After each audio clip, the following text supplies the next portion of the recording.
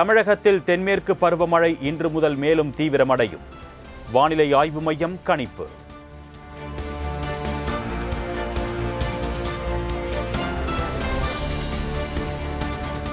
கோவை, நீலகிரி, தேனி, திண்டுக்கல் ஆகிய 4 மாவட்டங்களுக்கு இன்றும் நாளையும் மிக கனமழைக்கான ஆரஞ்ச் அலர்ட். திருப்பூர், கன்னியாகுமரி ஆகிய 2 மாவட்டங்களுக்கும் நாளை மிக கனமழைக்கு வாய்ப்பிருப்பதாக வானிலை ஆய்வு மையம் எச்சரிக்கை.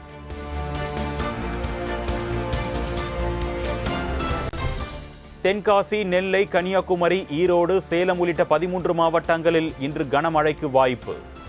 தருமபுரி, கிருஷ்ணகிரி, விருதுநகர், மதுரை உள்ளிட்ட 8 மாவட்டங்களில் நாளை கனமழை பெய்யக்கூடும் என்று வானிலை ஆய்வு மையம் அறிவிப்பு.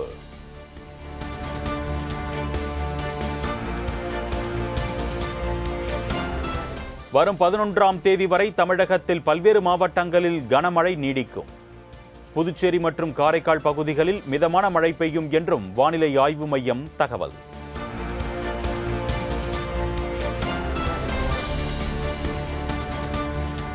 தமிழகத்தில் நேற்று சென்னை மீனம்பாக்கம், நுங்கம்பாக்கம், கடலூர் உள்ளிட்ட 11 இடங்களில் சதமடித்த வெயில். அதிகபட்சமாக சென்னை மீனம்பாக்கத்தில் 106.52 டிகிரி ஃபாரன்ஹீட் வெப்பம் பதிவானதால் வீடுகளில் முடங்கிய மக்கள்.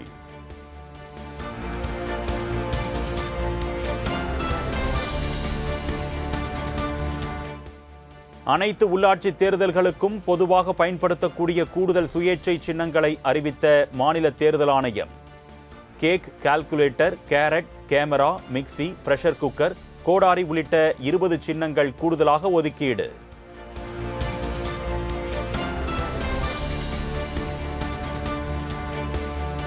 தென்மேற்கு பருவமழை முன்னெச்சரிக்கை ஏற்பாடுகள் குறித்து முதலமைச்சர் விஜய் ஆலோசனை. அனைத்து முன்னேற்பாடு பணிகளையும் நிறைவு செய்து எத்தகைய சூழலையும் எதிர்கொள்ள தயார் நிலையில் இருக்குமாறு அறிவுறுத்தல்.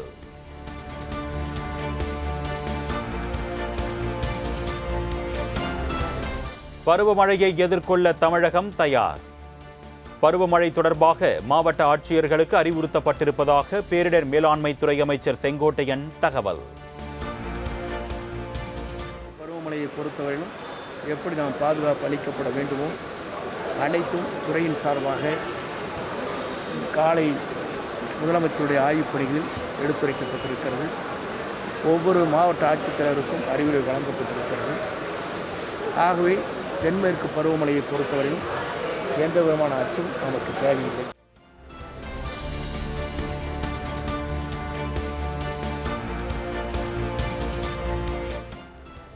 அமைச்சர்கள் யாரும் தவறு செய்ய வேண்டாம், மீறினால் உடனுக்குடன் கடுமையான நடவடிக்கை மேற்கொள்ளப்படும் என்று முதலமைச்சர் விஜய் வார்னிங். தங்களுக்கு கீழ் பணியாற்றக்கூடியவர்களும் தவறு செய்யாத வகையில் பார்த்துக் கொள்ள வேண்டும் என்றும் அமைச்சர்களுக்கு அறிவுறுத்தல்.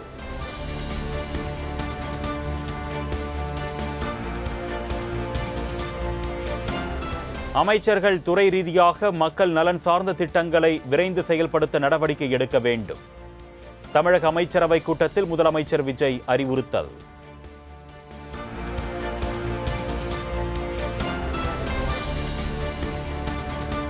அமைச்சரவை கூட்டத்தில் 436 திட்டங்கள் குறித்து ஆலோசனை மேற்கொண்டதாக அமைச்சர் நிர்மல்குமார் விளக்கம்.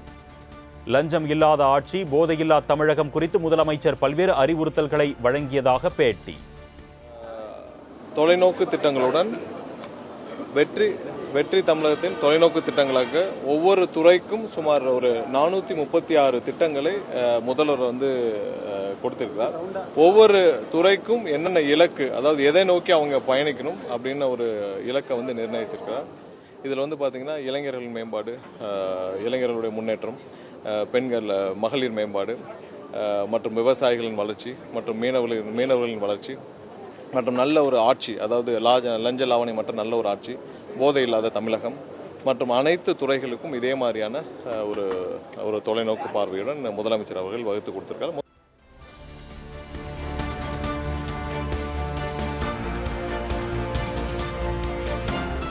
ஜூன் 18ஆம் தேதியன்று தமிழ்நாடு சட்டப்பேரவை கூட்டத்தொடர் கூடுகிறது. காலை 10 மணிக்கு தொடங்கும் சட்டப்பேரவையில் ஆளுநர் அர்லேக்கர் உரையாற்றுவார் என்று சபாநாயகர் ஜே.சி.டி. பிரபாகர் அறிவிப்பு.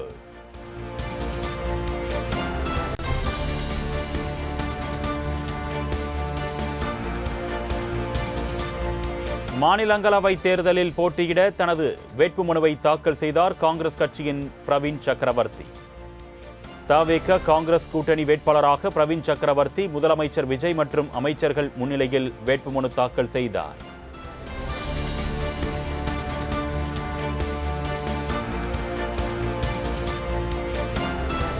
முதலமைச்சரின் பெருந்தன்மை கருணையால் தனக்கு மாநிலங்களவை உறுப்பினராக வாய்ப்பு கிடைத்துள்ளது.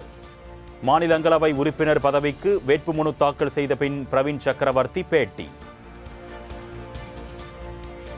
இந்த வாய்ப்பு எப்படி கிடைச்சது என்ன? தமிழக வெற்றி கழகமும் தமிழ்நாட்டின் மாண்புமிகு முதலமைச்சர் திரு ஜோசப் விஜய் இன் பெருந்தன்மை கருணை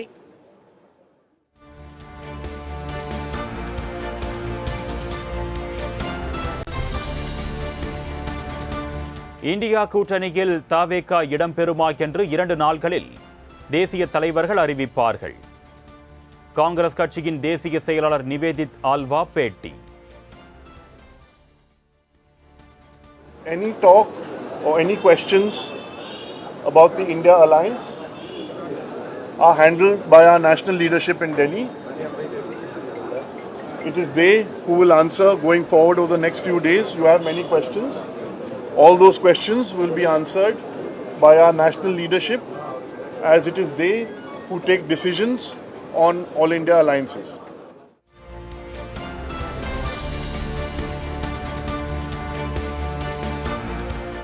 மாநிலங்களவை உறுப்பினர் பதவிக்கு வேட்பாளராக அறிவிக்கப்பட்ட பிரவீன் சக்கரவர்த்திக்கு மார்க்சிஸ்ட் கம்யூனிஸ்ட் கட்சி கண்டனம்.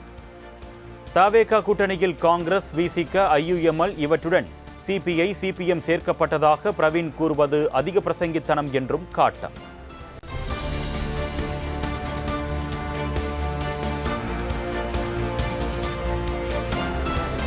பிரவீன் சக்கரவர்த்தி குறிப்பிட்டுள்ளது போன்று தமிழ்நாடு சமூக நீதி முற்போக்கு கூட்டணியில் இந்திய கம்யூனிஸ்ட் கட்சி இடம்பெறவில்லை என்று வீரபாண்டியன் விளக்கம்.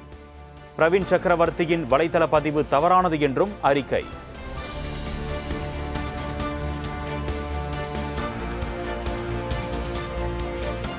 தமிழகத்தில் இருந்து மாநிலங்களவை தேர்தலில் போட்டியிடும் பிரவீன் சக்கரவர்த்தி கம்யூனிஸ்ட் தலைவர்களுடன் சந்திப்பு. இந்திய கம்யூனிஸ்ட், மார்க்சிஸ்ட் கம்யூனிஸ்ட் கட்சியின் செயலாளர்களை மரியாதை நிமித்தமாக சந்தித்து வாழ்த்து பெற்றார்.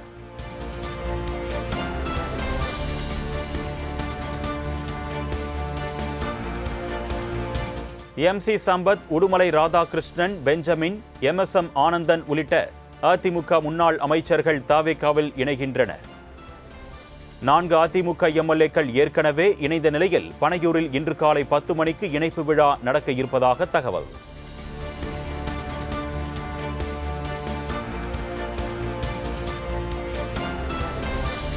தமிழக பாஜகவின் முன்னாள் மாநில தலைவர் அண்ணாமலை புதிய கட்சி தொடங்குகிறார். புதிய பாதையில் புதிய இயக்கத்தில் பயணிக்க உள்ளதாகவும் ஆனந்தமாக அரசியல் இயக்கத்தை தொடங்குவதாகவும் அண்ணாமலை அறிவிப்பு. ஒரு புதிய அரசியலை, அடிப்படை கட்டமைப்பை மாற்றக்கூடிய அரசியலை உருவாக்க வேண்டும் என்கின்ற ஒரு எண்ணத்தோடு இன்னைக்கு ரொம்ப பண்போடு சொல்லிவிட்டு அதே இயக்கத்திலிருந்து வெளியே வருகின்றேன். இது தமிழர் பண்புன்னு கூட வச்சுக்கலாம். இன்றிலிருந்து நம்முடைய ஒரு புதிய பாதை, ஒரு புதிய இயக்கம், ஒரு புதிய பொலிட்டிக்கல் மூவ்மெண்ட், அடிப்படையிலிருந்து ஒரு புதிய பரிமாணத்தோடு பார்வையோடு பார்க்கக்கூடிய ஒரு விதத்தில் தான் நம்முடைய மூவ்மெண்ட்டை நம்ம ஆரம்பிக்கணும். நீங்கள் எல்லோரும் சேர்ந்து இணைஞ்சு அதை ஆரம்பிக்கணும் அப்படிங்கிறது என்னுடைய பெரிய ஆசைங்க.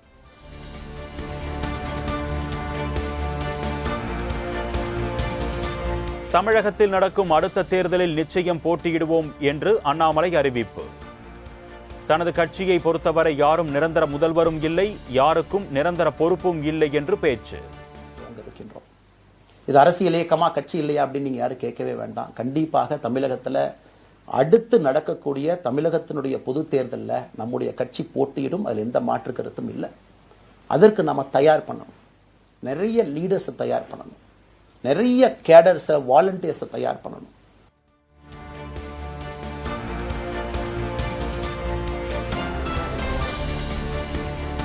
கடந்த 2020ஆம் ஆண்டின் போது நடிகர் ரஜினிகாந்த் அரசியல் கட்சி தொடங்க காத்திருந்த போது அவரது இயக்கத்தில் இணைய வாய்ப்பு வந்தது. ரஜினிகாந்தின் அழைப்பை ஏற்காமல் பாஜகவில் இணைந்ததாகவும் விளக்கம். அதற்கு முன்பாகவே முழு கான்ஃபிளிக்ட், அன்னைக்கே ரஜினிகாந்த் ஐயா பேசி அந்த ஃபோன் காலுக்கு முதல் முறையாக மறுத்து, ஐயா மன்னிச்சுக்கங்க என்னால் வர முடியாது என்று சொல்லி பாரதிய ஜனதா கட்சியில் அடுத்த நாள் இணைத்துக் கொண்டேன். அதன் பிறகு சூப்பர் ஸ்டார் அவங்களை பார்த்து மன்னிப்பு கேட்டேன். அவரும் பெருந்தன்மையாக அவருடைய அரசியல் பாதையை அவரும் பெருந்தன்மையாக அடுத்து தீர்மானித்தார்.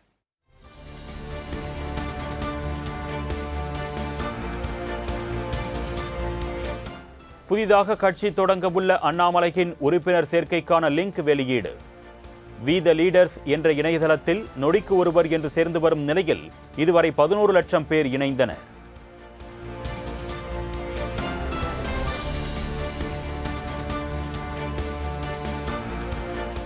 கடந்த 10 மணி நேரத்தில் 10 லட்சத்திற்கும் அதிகமான தலைவர்கள் பதிவு செய்து நமது அரசியல் இயக்கம் சாதனை. சமூக மாற்றத்திற்கான நமது பயணத்தின் மீதும் மக்கள் வைத்துள்ள நம்பிக்கையை வெளிப்படுத்துவதாக அண்ணாமலை எக்ஸ் பதிவு.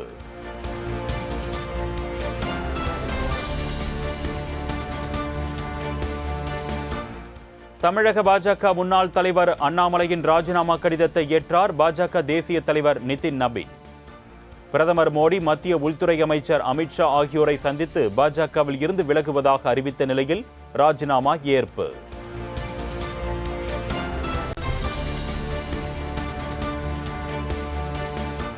டெல்லியில் இருந்து சென்னை திரும்பிய அண்ணாமலைக்கு உற்சாக வரவேற்பு. அண்ணாமலை அண்ணாமலை என்று ஆதரவாளர்கள் உற்சாக முழக்கம்.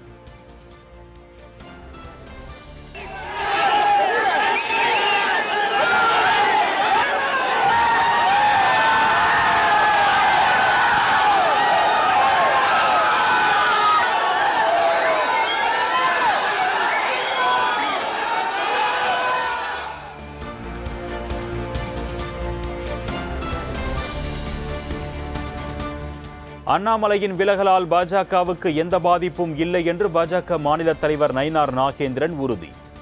யார் வேண்டுமானாலும் கட்சியை ஆரம்பிக்கலாம், ஜனநாயகத்தில் எல்லோருக்கும் உரிமை உண்டு என்றும் பேட்டி.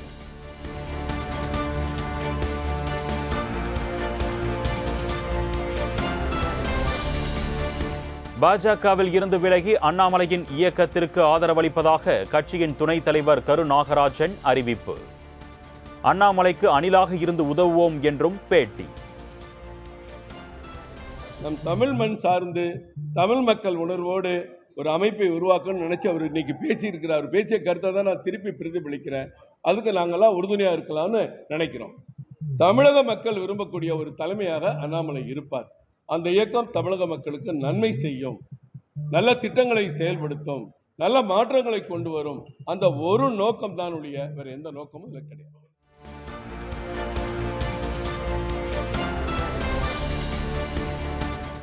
தமிழ்நாட்டில் வேரூன்ற முடியாத RSS பிஜேபி அமைப்பின் புதிய திட்டம் தயாராகிவிட்டதா என்று மாணிக்கம் தாகூர் கேள்வி. பெயர் மட்டும் புதிதாக இருக்கலாம், கொள்கை, கட்டுப்பாடு, நோக்கம் அதே பழையதா என்று அண்ணாமலை புதிய கட்சியை மறைமுகமாக குறிப்பிட்டு பதிவு.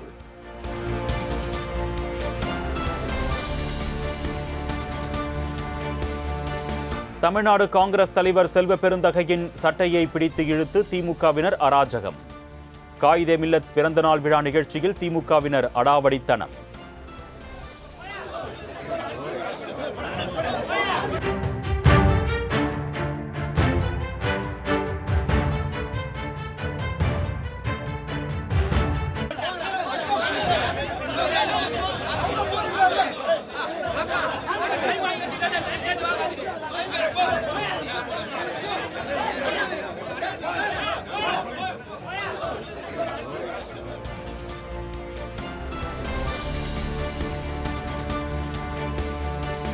கூட்டணியில் இருந்து விலகியதால் திமுகவினருக்கு வருத்தம் இருப்பது நியாயமானதுதான். திமுக காங்கிரஸ் இடையான பிரிவை இதற்கு மேல் கூர்மைப்படுத்த வேண்டாம் என்று செல்வ பெருந்தகை கருத்து. திடீர்னு விட்டுட்டு போயிட்டாங்க. அந்த வருத்தங்களும் சங்கடமும் எல்லாருக்கும் இருக்க தானே செய்யும். அவங்க கூடவே இருக்காங்க நட்பு ரீதியா. திடீர்னு போயிட்டு அவங்களுக்கு இருக்குமா இருக்காதா? தொண்டர்கள்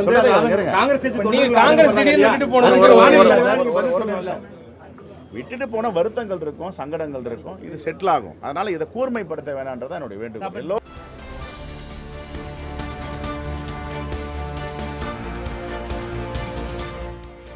தமிழகத்தில் சட்டம் ஒழுங்கை நிலைநாட்ட கடும் நடவடிக்கை எடுத்து வருகிறோம்.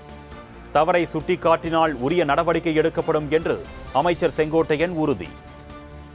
உங்களை போன்றவர்கள் அதற்கான கண்காணிப்பை தெரிந்து இப்போது கேள்வி கேட்பதைப் போல எங்கெங்கே நடைபெறுகிறது, யார் செய்கிறார் என்பதை எங்கள் கவனத்தில் கொண்டு வந்தால் உங்கள் மூலமாக அதற்கான நடவடிக்கை துறை எடுக்கும். நீங்கள் கேள்வி மட்டும் கேட்டு போயிட்டு இருக்காதீங்க.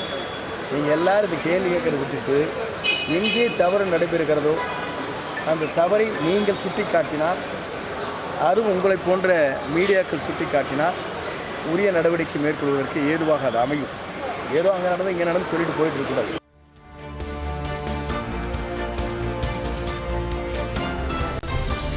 தாவேக அரசில் பங்கு பெற முடியவில்லை என்ற ஏக்கம் மதிமுகவிற்கு இல்லை. முதலமைச்சர் விஜயை துரை வைகோ சந்தித்ததில் எந்த அரசியல் பின்னணியும் இல்லை என்றும் வைகோ பேட்டி. கதவை தட்டிய மத்திய கேபினெட் பதவியை 3 தடவை மறுத்தவன் நான். கேபினெட் அமைச்சர் பதவியை 5 லட்சம் ஓட்டை ஜெயிக்கலாங்கிறப்ப எம்பிக்கு நானே போட்டியிடாமல் தம்பி ஸ்பீக்கர் ரவிச்சந்திரன் நிறுத்துறாங்க. பதவிகளுக்காக எங்கள் கட்சி இல்லை. எங்கள் கட்சியில் இருக்கிறவங்க எல்லாம் உடம்போட்ட தங்கங்களாக 32 வருஷமாக எங்க கூட இருக்கிறாங்க. அவங்களுக்கு பதவியை பற்றி கவலையும் இல்லை, பல பேருக்கு பதவி கிடைக்கிறங்கிற எண்ணமும் இல்லை. 1-2 பேர் விலகி போனாங்க, அவன் நல்லா இருக்கணும்.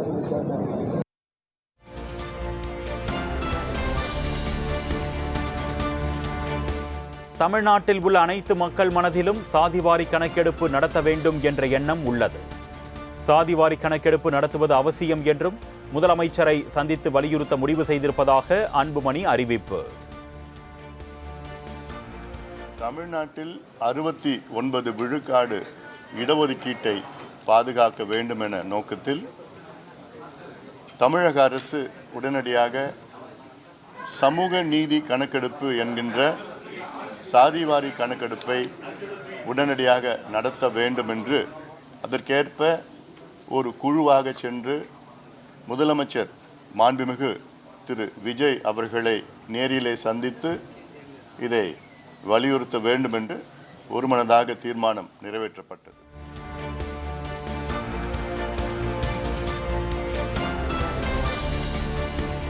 இன்னும் 8 மாதத்தில் உள்ளாட்சி தேர்தல் நடைபெற இருப்பதாக அமைச்சர் ஆதவ் அர்ஜுனா பேச்சு. திமுகவால் முடிஞ்சா ஒரு மேயர் பதவியை ஜெயிச்சு காட்டுங்க பார்ப்போம் என்று விரலை நீட்டி உதயநிதிக்கு அமைச்சர் ஆதவ் அர்ஜுனா பகிரங்க சவால். திரு உதயநிதி அவர்களே, உங்க நெத்தி முன்னாடி சேலஞ்ச் பண்றேன். இன்னும் 8 மாசத்துல உள்ளாட்சி தேர்தல் நடக்க போகுது. 8 மாசத்துல 8 மாசம் நடக்க போகுது. தைரியம் இருந்தா, தில் இருந்தா, 75 வருஷம் திமுகவா இருந்தா, பெரிய ஆழமா இருந்தா 25 மேயர்ல ஒரே ஒரு மேயரை ஜெயிச்சிருங்க. ஒரு மேயர், ஒரே ஒரு மேயர். இதே சென்னையில டெபாசிட் வாங்குறீங்களா இல்லையான்னு பாருங்க. எங்களுடைய தேர்தல் வேலையை நேற்றே ஆரம்பிச்சிட்டோம்.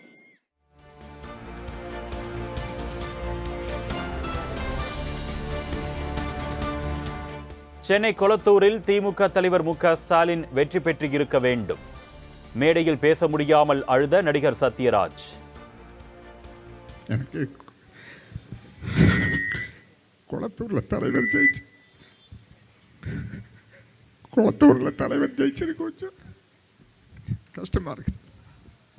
லேட் நாளில் ரொம்ப கிண்டலானால் நக்கல் பிடிச்சாள். என் சினிமாவில் பார்த்துருப்பீங்க. எல்லாத்தையும் விளையாட்டாக எடுத்துக்கினேன். இது எப்படி எடுத்துக்க முடியல. ஓகே, பட்டு தெரிந்துனா அதான் புத்தி வரும். படுங்க பட்டு தெரிந்துங்க, அப்போதான் புத்தி வரும். இப்பேற்பட்ட தலைவரை தோக்கடிச்சிருக்கிறோம்.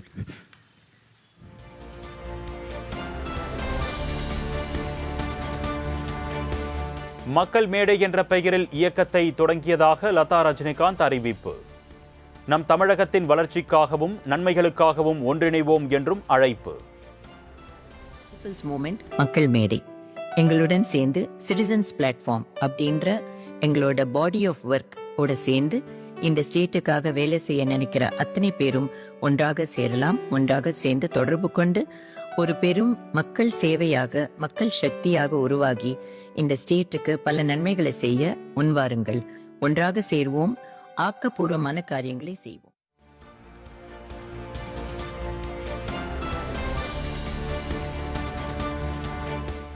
முதலமைச்சர் ஜோசப் விஜய் அறிவித்த 717 டாஸ்மாக் கடைகளும் மூடப்பட்டு விட்டதாக அறிவிப்பு.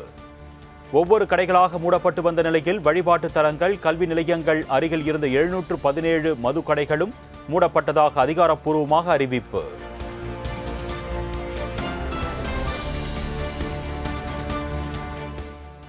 மின்சார வாரியத்தின் முக்கிய கோப்புகள் அடங்கிய ஹார்ட் டிஸ்க் திருடப்பட்ட விவகாரத்தில் மேலும் ஒருவர் கைது.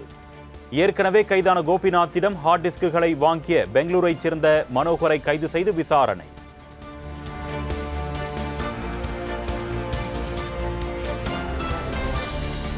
நோட்டீஸ் போர்டில் கல்வி கட்டண விவரங்களை வெளியிடுவதை எதிர்த்த வழக்கு.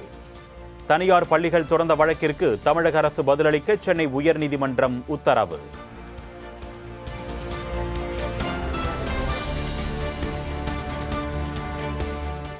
அரசு நிகழ்ச்சிகளில் வந்தே மாதரம் பாடலை முதலில் பாட வேண்டும் என்கின்ற மத்திய உள்துறை அமைச்சகத்தின் சுற்றறிக்கையை எதிர்த்து வழக்கு தொடர அனுமதி அளித்து சென்னை உயர்நீதிமன்றம் உத்தரவு. மத்திய அரசின் சுற்றறிக்கையை எதிர்த்து வழக்கு தாக்கல் செய்யாமல் எப்படி உத்தரவு பிறப்பிக்க முடியும் என்றும் நீதிபதிகள் கேள்வி.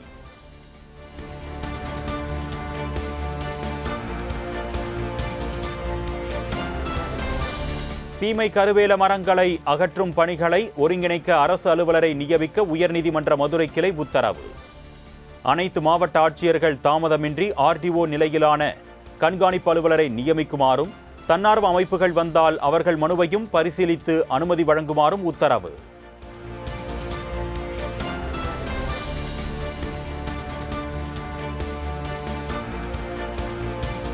திருச்செந்தூர் முருகன் கோவில் முறைகேடு புகார்கள் குறித்து விசாரிக்க அறநிலையத்துறை சார்பில் விசாரணை குழு அமைப்பு.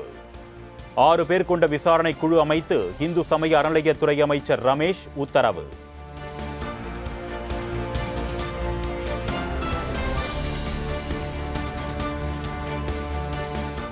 கர்நாடக மக்களிடையே காங்கிரஸ் அரசு மீதான அதிருப்தி காரணமாகவே முதலமைச்சரை மாற்ற வேண்டிய சூழல் ஏற்பட்டதாக பிரதமர் மோடி விமர்சனம்.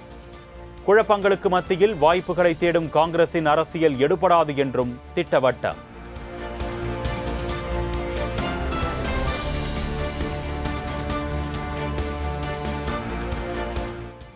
உலகம் முன்னெப்பொழுதும் இல்லாத சவால்கள் நிறைந்த ஒரு காலகட்டத்தை கடந்து கொண்டிருக்கிறது.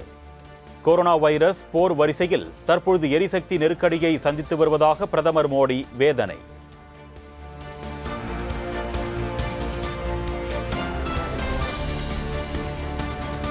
குஜராத் மாநிலம் சூரத்தில் 18,800 கோடி ரூபாய் மதிப்பிலான திட்டங்கள் தொடக்கம். 274 கோடி ரூபாய் மதிப்பிலான மருந்து பூங்கா உள்ளிட்ட திட்டங்களையும் தொடங்கி வைத்தார் பிரதமர் மோடி.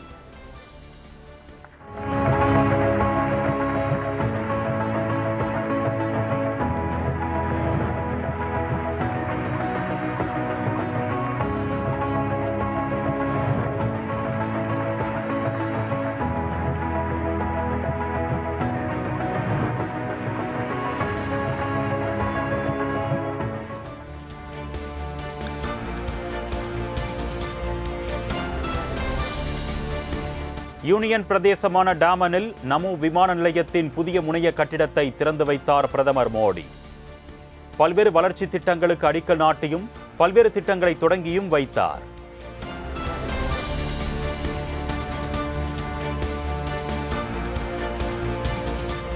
டாமனில் பிரதமர் மோடி காரில் நின்றவாறு ரோட் ஷோ. சாலையின் இருபுறமும் காத்திருந்த பொதுமக்கள் பிரதமர் மோடிக்கு உற்சாக வரவேற்பு.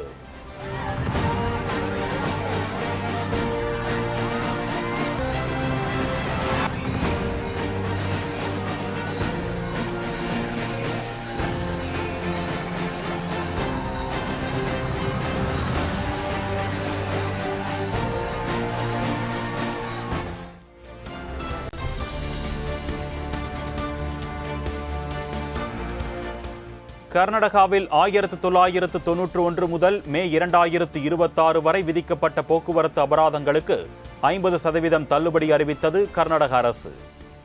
ஜூன் 21 முதல் ஜூலை 10ஆம் தேதி வரை காவல் நிலையத்திலோ அல்லது ஆன்லைன் வாயிலாகவோ அபராதம் செலுத்தலாம் என்றும் அறிவிப்பு. அமெரிக்காவில் கூகுள் மேப்பை பார்த்து கார் ஓட்டிய பெண் ரயில் தண்டவாளத்தில் காரை நிறுத்தியதால் 2 மணி நேரம் ரயில் சேவை பாதிப்பு. சம்பவ இடத்திற்கு உடனடியாக விரைந்த மீட்பு படையினர் பெண்ணையும் காரையும் பத்திரமாக மீட்டனர்.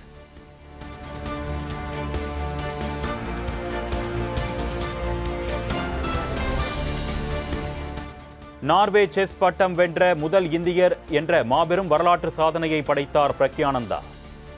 10வது சுற்றில் ஜெர்மனியின் வின்சென்ட் கெய்மரை வீழ்த்தி அசத்தல். See what he's going to do. He's going to put his rook on e7. Yeah, e7 now. He's winning a pawn by force. Targeting the black pawn. Really? I don't see it. Yeah. No, now Vincent is about to lose a pawn.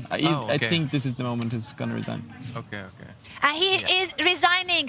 Praggnanandhaa does the incredible. He wins his 4th game in a row and makes history by winning Norway chess, taking down Magnus Carlsen in 2 games.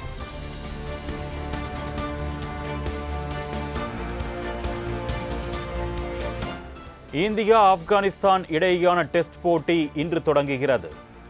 New சண்டிகரில் உள்ள மைதானத்தில் காலை 9:30 மணிக்கு தொடங்கும் போட்டியில் இரு அணிகளும் பல பரீட்சை.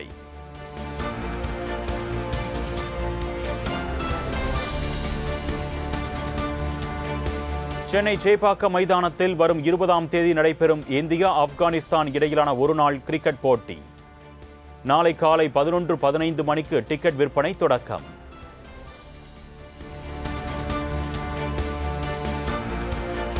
பிரெஞ்சு ஓபன் டென்னிஸ் போட்டியில் கோப்பையை வெல்லப் போவது யார்? இன்று நடைபெறும் இறுதிப் போட்டியில் ஆண்ட்ரீவா, சவலென்ஸ்கா அணிகள் பல பரீட்சை.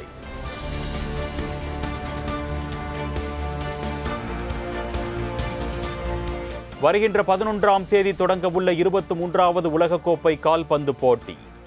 போட்டியை காண மைதானத்திற்கு வரும் ரசிகர்கள் தண்ணீர் பாட்டில் எடுத்து செல்ல தடை.